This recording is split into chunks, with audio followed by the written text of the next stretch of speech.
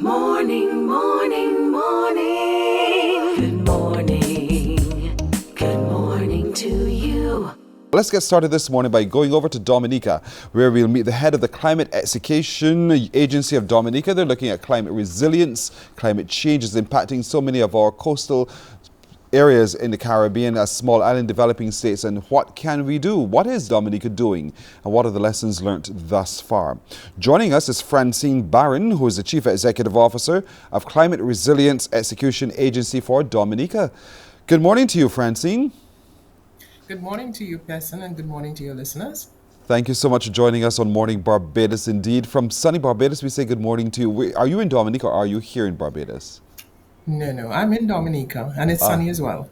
The nature isle, a beautiful paradise on this earth indeed. And so we commend you for that. But we also know that because of your beauty, perhaps because of your size, your location, and your topography, you're also quite open to a number of things happening climate-wise. We've seen the hurricanes, how they've impacted you, and so much else is happening. So what is your agency doing to be able to respond to the possibility of even further climate effects on Dominica? Well, Pearson, we know that climate change is very real, and we have seen firsthand the impact of climate change. I think none of us in the Caribbean are immune, and we realize as well that based on the last IPCC report, the future is very bleak if we don't take drastic action to reduce the impact of our actions on the climate, and also we need to begin or continue preparing for what will come. We've had significant hurricanes in the past. In the region, we had Irma, we had Maria, we had Dorian, and many other hurricanes, and they've had significant impact on Dominica and other countries in the region. And our agency was formed after Hurricane Maria in 2017 with the specific purpose of looking at how do we make Dominica a climate resilient country. Of course, the Prime Minister has expressed the vision to make Dominica the first climate resilient nation in the world. And we had to look at how do we weatherproof Dominica so that we do not suffer the type of damage that we did with Hurricane Maria. And we were very pleased to have the support of the governments of the United Kingdom, Canada, and of course the government of Dominica in forming this agency. And we had to look, there was no blueprint for what a climate resilient country looked like. So we had to create a blueprint for ourselves. So Dominica would have developed a national resilience development strategy.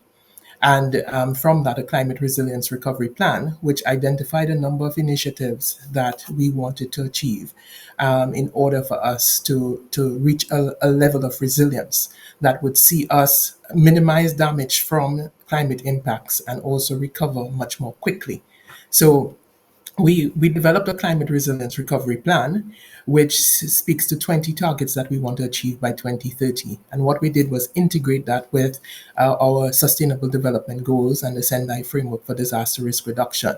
So we look at a number of result areas. We've developed 6 result areas, and 3 of the main ones are how do you build strong communities? How do you have a robust economy and well-planned and durable infrastructure? Now, the resilience of a nation requires individuals who are resilient. Requires a community that's resilient, and in building strong communities, we need to be prepared. So CREAD has worked together with the local government division with communities in establishing disaster management committees in each community and disaster management plans. That work is ongoing, but it's essential that persons are adequately prepared in the event of disaster. So you don't wait until the disaster happens. You make sure that you're prepared beforehand. You know where your shelters are. You know where your areas of vulnerability are, your people who are vulnerable, who needs to move to shelters, who needs to be in charge of ensuring that there's sufficient food, access to power, access to water, and so on. And of course, we also are important as well is strengthening our institutions. And so, working with the government, we've looked at how do we align the strategic plans, policies, and plans of government to our climate resilience recovery plan. So that has involved working with the ministries to revise their strategic plans, ensuring that they capture the resilience goal that you develop, the appropriate indicators to be able to measure how you are progressing towards reaching that resilience. A robust economy, of course, is very important as well. So, how do we work with micro, small, and medium enterprises, which are really the backbone of the economy, to ensure that they are resilient? Um, so, we've done some work with MSMEs in relation to that. Our well planned and durable infrastructure. How do we ensure that the infrastructure that we build now is much more resilient than it was before? And of course, there is a significant cost in making your infrastructure more resilient. And that resilient cost gap is one of the things that we're looking at. What is the cost of making your infrastructure more resilient? So these are just some of the areas that we're working on. Um, Also, it's important to have collective consciousness to ensure that everybody is aware of their own contribution towards Dominica being resilient, their own contribution towards them being resilient and their communities being resilient. You've touched on everything I wanted to ask you so beautifully indeed. Because we can have all these plans at the macro level, but if at the micro level the individual does not see themselves and understand their personal individual responsibility, then it could fall flat easily because lives could be lost. But when we talk so about infrastructure, we hear the stories from here of the harrowing roads that could be cut off as a consequence. We know of air transport that could be affected if there's a hurricane, impact by hurricane and the like. And so you've been able to capture a lot of that in your plan going forward. What's the next step? Now that you have all of your paperwork and you have your plan laid out, what's the next step for your agency? Well, the next step for the agency is really the next step for Dominica. We have a clear plan that we are following. There are a number of initiatives that have been started under this agency and will be continued by the government. And yeah, we talk about resilient infrastructure, for example. So government has a significant housing program where we're looking at how do you make the homes more resilient so that people can shelter in place. You don't have people being disrupted in having to find a shelter when a hurricane, a Category 5 hurricane or less, is impending. One of our goals is to have 90% of our homes retrofitted to resilient standards. Now, that is quite a task, and in in in recovering after Maria, government encouraged persons to rebuild in a more resilient manner, looking at how they build, improving our building codes, improving the material that we use, and so the assessment has to be done now to see how, to what extent we have retrofitted our homes to be more resilient, and for those who have not, how do we provide support to them to get their homes to that resilient standard. And there are a number of other areas that one has to work on. If communities are cut off for a period of time, how do they continue to operate efficiently, notwithstanding that they may not have full access to the rest of the country? So ensuring that we identify areas of vulnerability and look to how we can address those areas of vulnerability in advance of an event. What's the timeline that you're working with to achieve a lot of the goals that you have set for yourselves? Dominica, its plan is to become resilient by 2030. And of course, we're practically there. That 2030 is going to come very, very quickly. Yes. So there's a lot that needs to be done. Obviously, it requires significant resources. And we continue to seek to mobilize the resources to undertake some of the work that we want to get done, to build that level of resilience. But of course, as small states, we are limited in the resources that we have to move as quickly as we would like to move. You know, we can be impacted by natural disasters, but it's the response thereafter and the resurgence thereafter as well.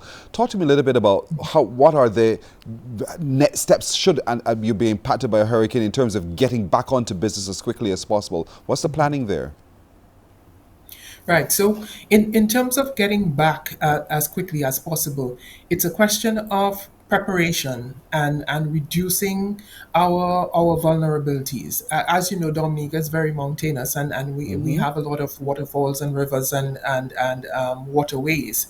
So, in building resilience, we're looking at how do we minimize the impacts of heavy rainfall. So in terms of roads that are being built, one looks at how do you slope stabilization, building retaining walls, having larger culverts so that the volume of water can be managed better. Um, and also looking at how do you train rivers so that there's a less impact for flooding, and looking at different programs, for example a ridge to rift program where you build you grow certain vegetation on your slopes so that they can Mm-hmm. minimize the possibility of landslides. And of course, the landslides affect your marine life Yes. because everything washes from the river into the sea. So, how do you minimize land slippage? That some work is being done in relation to that. How do you ensure that you minimize the impact on your roadway, as I've indicated before?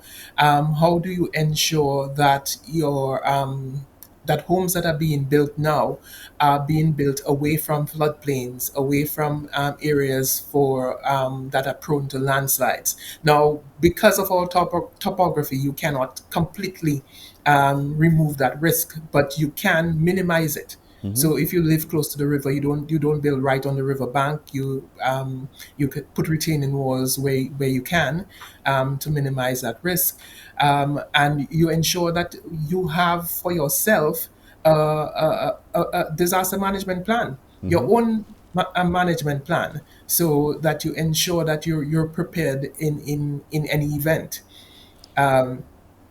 And one has to take into account as well not only the threat of hurricanes, but with climate change, there are other threats that we have to Yes. plan for. The issue of drought, the issue of extreme heat. So there are a number of things that one has to pay attention to.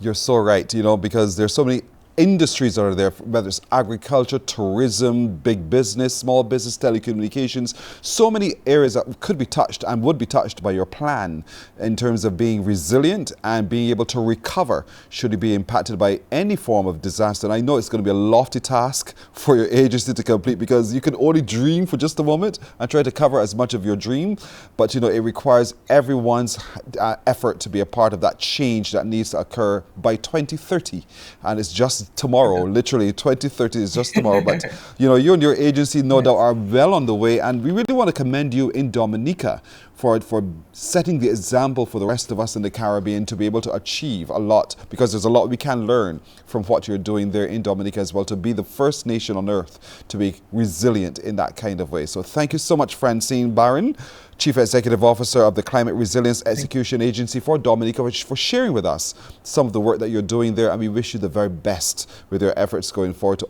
yourself and your Dominicans as well. Thank you. Thank you very much, Basin. Thank you. You're very welcome. You're very welcome. What an interesting set of activities happening there in Dominica. Morning.